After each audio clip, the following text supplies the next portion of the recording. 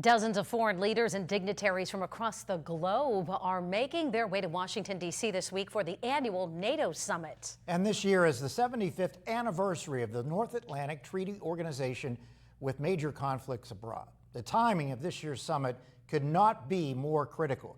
Erie News Now Washington, D.C. correspondents Rachel Knapp and Brendan Scanlon are live at the Capitol to preview the events taking place this week. Good evening, Rachel and Brendan.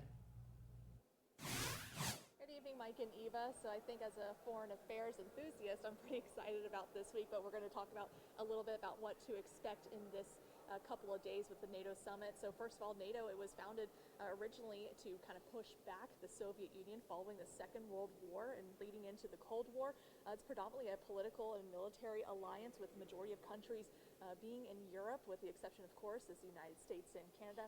But here's what we can expect in the next couple of days here in Washington. We know that this is kind of the first big meeting with a couple of new members. That's Sweden and Finland. They joined last year and this year. And now the reason why they joined is the war in Ukraine. They pushed both those countries into NATO membership. But speaking of Ukraine, that's going to be a very big topic here at this summit. We know that a lot of discussions will be highlighting not only Ukraine's future, but also Ukraine's membership into NATO, which is something that Ukraine's President Volodymyr Zelensky is expected to, of course, push and advocate for, not only with leaders, but maybe even some behind closed door discussions here. But something that we thought was really interesting that's not being particularly highlighted in this meeting is the conflict over in Israel and Gaza. That's something that's not getting its own particular highlight this time around, but we do expect for some maybe member countries to, of course, bring it up.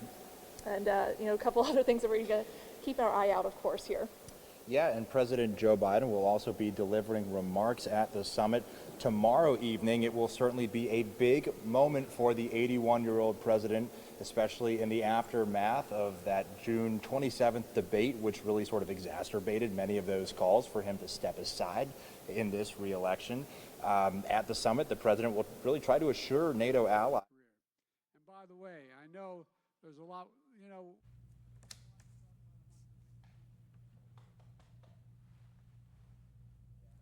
President, who essentially doubled down in a letter to House Democrats this morning, explaining that he is up for another 4 years. Part of Biden's letter read, quote, "The question of how to move forward has been well aired for over a week now, and it's time for it to end. We have one job, and that is to beat Donald Trump," end quote. Again, that was a letter from President Joe Biden to House Democrats earlier today. So certainly a lot that we're going to be keeping our eyes on throughout this week. As far as security enhancements, there are a number of road closures. There's a lot of heightened law enforcement, big law enforcement presence, and other big gates. So a lot of foreign presidents, dignitaries that are going to be here, and certainly a lot of security precautions that are in place. We're going to have a lot more on that throughout this week. But Mike and Eva, we'll send it back to you.